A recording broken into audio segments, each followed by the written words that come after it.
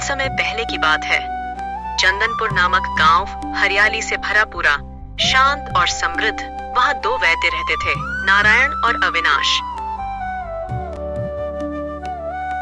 नारायण एक गरीब लेकिन दिल से अमीर इंसान था।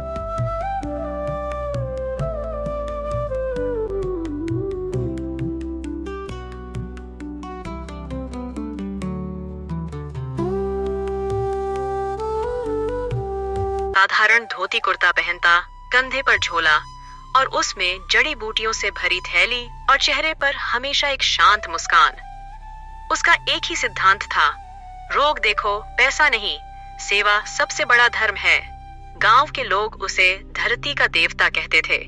चाहे धूप हो या बारिश, वह हर मरीज के पास खुद चलकर जाता।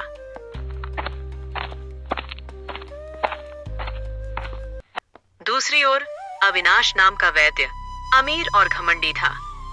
उसे रोगी से ज्यादा उसकी जेब की चिंता रहती थी।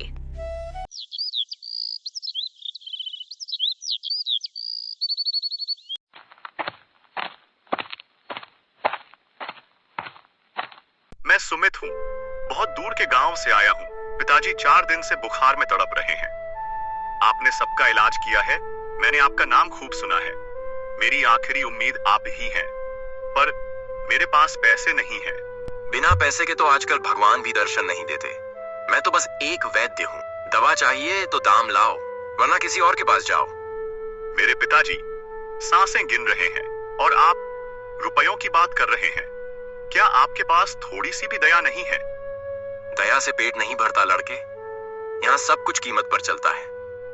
गरीबी अगर गुनाह है तो सजा क्यों मेरे पिताजी को मिल रही है? उसका एक ही मंत्र था, सेवा नहीं सौदा करता हूँ। बीमारी का इलाज तभी जब जेब भारी हो। लाख मिन्नतें करने के बाद भी वैद्य जी टस से मस नहीं हुए। सुमित का दिल जैसे टूट गया। वो किस मुंह से घर लौटेगा? उसने अपने पिता से वादा किया था कि वैद्य जी को लेकर ही लौटूंगा, और अब वही वादा उसकी आंखों में आंसू बनकर छलक रहा था।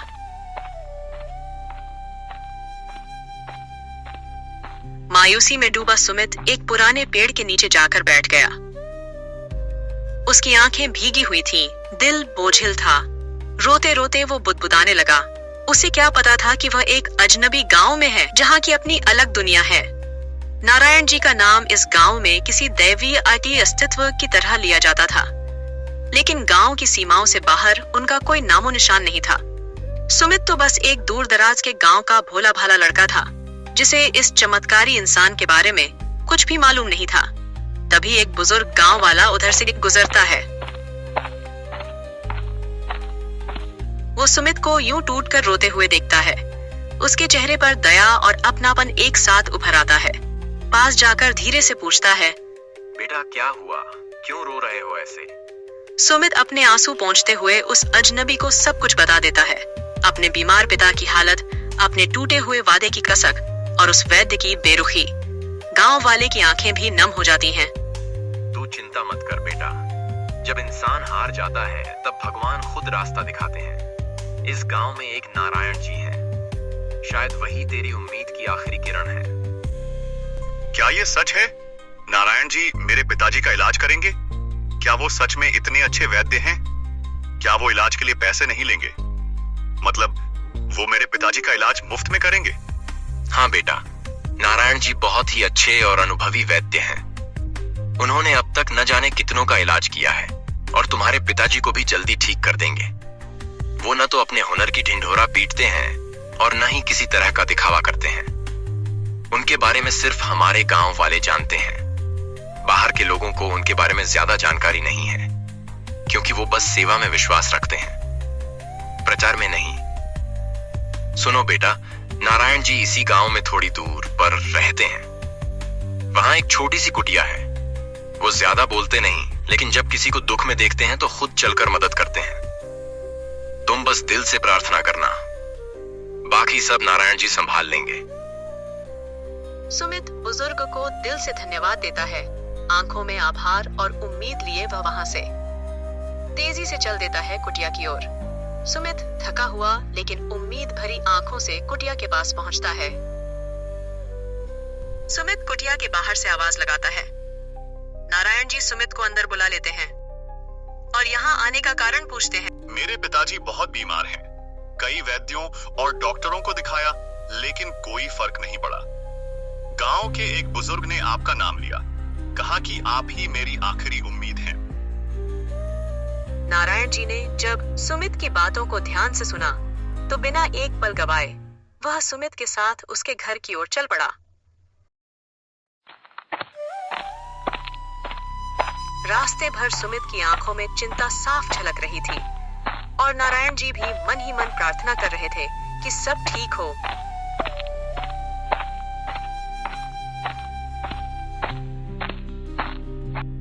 घर पहुंचते ही उन्होंने देखा कि सुमित के पिताजी की हालत बेहद गंभीर है। उनका शरीर बुखार से तप रहा था और सांसें भी धीमी पड़ चुकी थीं।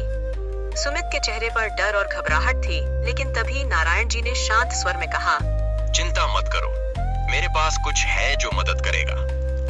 यह खास जड़ी बूटी है जो मैंने पहाड़ी इलाकों से लेकर आया था। ये शरीर की गर्मी कम करके बुखार को जल्दी उतार देती है। तुरंत अपना बैग खोला और उसमें से खास जड़ी बूटियों से बनी दवाई निकाली और सुमित के पिताजी को पिलाई। कुछ ही समय बाद उनकी सांसें सामान्य होने लगी और चेहरे पर हल्की राहत दिखने लगी। तब नारायण जी ने सुमित की ओर देखते हुए कहा, अगर तुम थोड़ी देर और करते तो शायद तुम्हारे पिताजी अब हमारे बीच नहीं होते, लेकिन तुमने समय रहते सही फैसला लिया और यही सबसे जरूरी था। सुमित की आंखों में आंसू थे। उसने नारायण जी से कहा, आप मेरे लिए भगवान हैं। धन्यवाद। आपने सिर्फ मेरे पिताजी की जान नहीं बचाई, बल्कि मेरी दुनिया को भी टूटने से रोक लिया। आप ना होते तो न जाने क्या होता। सुमित के पिताजी अब पूरी तरह ठीक हो चुके हैं। ये खबर धीरे धीरे पूरे गांव में और आसपास के गांवों में फैल जाती है। हर जगह एक ही नाम सुनाई देता है, नारायण जी।